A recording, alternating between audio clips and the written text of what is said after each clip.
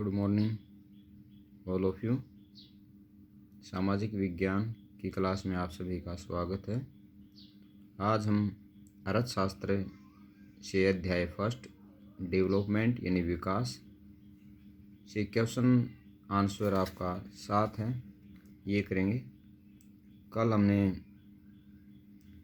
6 question तक कर लिया था और सभी स्टूडेंट्स लास्ट तक यदि ये वीडियो नहीं देखना चाहते तो इस वीडियो को सुनोगे ज़रूर, ताकि आप क्वेश्चंस को अच्छी तरह से समझ सको। तो क्वेश्चन आपका, भारत के लोगों द्वारा ऊर्जा के कौन कौन से स्रोतों का प्रयोग किया जाता है, व्याख्या कीजिए।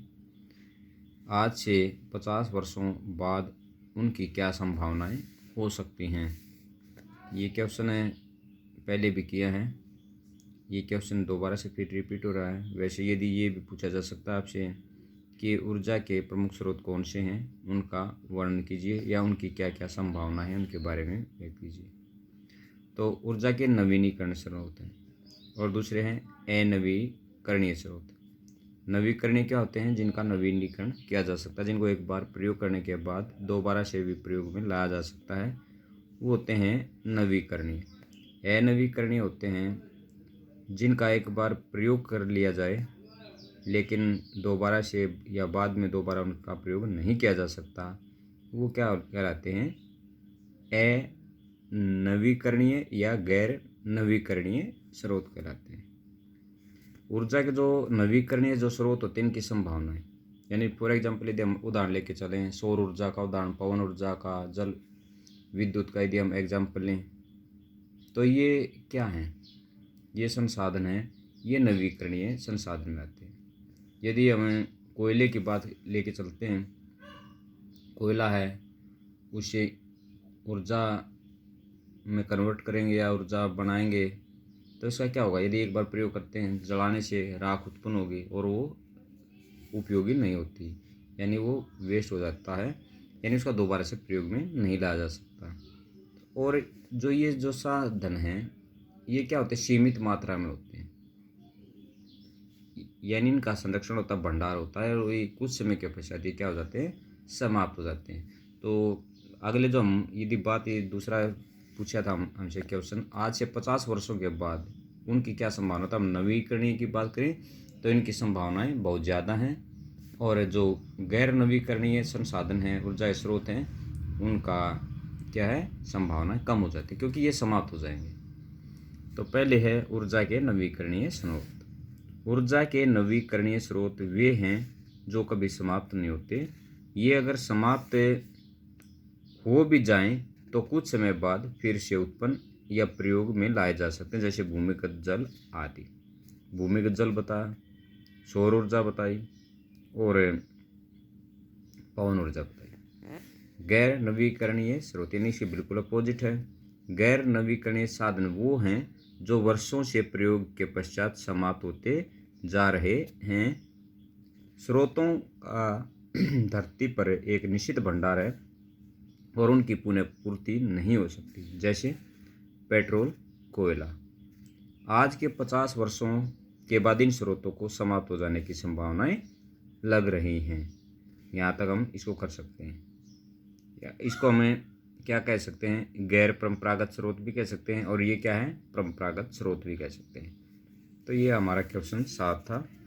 अब विकासशील अर्थव्यवस्था की व्याख्या कीजिए, यानी वो अर्थव्यवस्था जो विकास के स्तर पर खड़ी है, यानी अभी उन्होंने विकसित नहीं हुई है लेकिन वो विकास कर रही है, तो वो क्या कहलाती है? विकासशील अर्थव्यवस्था कहलाती है। फॉर एग्जाम्पल यदि हम भारत की बात करें, हमारा देश क्या है? विकासशील है। अमेरिका की बात करते हैं तो वो देश है विकसित देश है।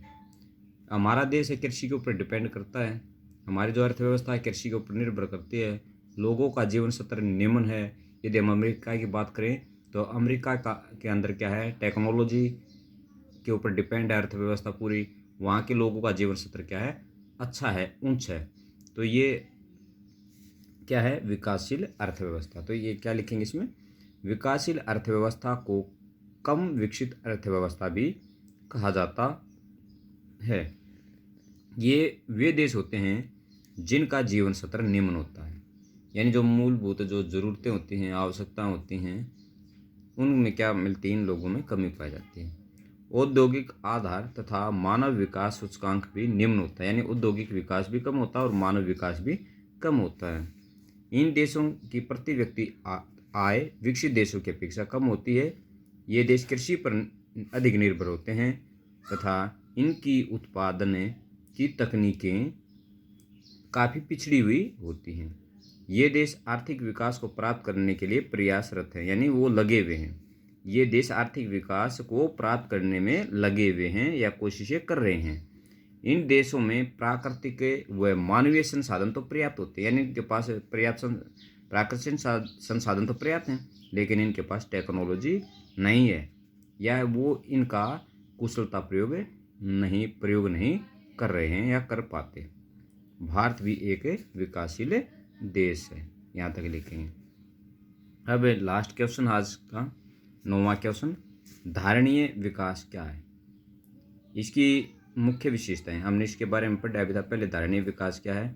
यानी ये विकास की वो प्रक्रिया है जिसमें भावी पीढ़ी, जो आने वाली जो पीढ़ियाँ हैं, उनकी आवश्यकताओं को ध्यान में रखकर वर्तमान पीढ़ी की आवश्यकताओं को पूरा करना क्या कहलाता है? धारणीय विकास कहलाता है। क्या है धारणीय विकास?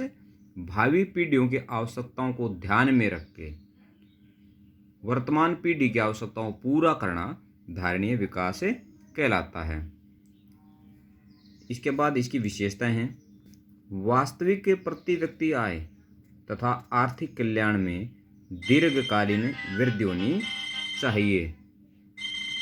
नंबर 2, प्राकृतिक साधनों का विचार पूर्वक प्रयोग करना चाहिए या सावधानी पूर्वक उनका प्रयोग करना चाहिए।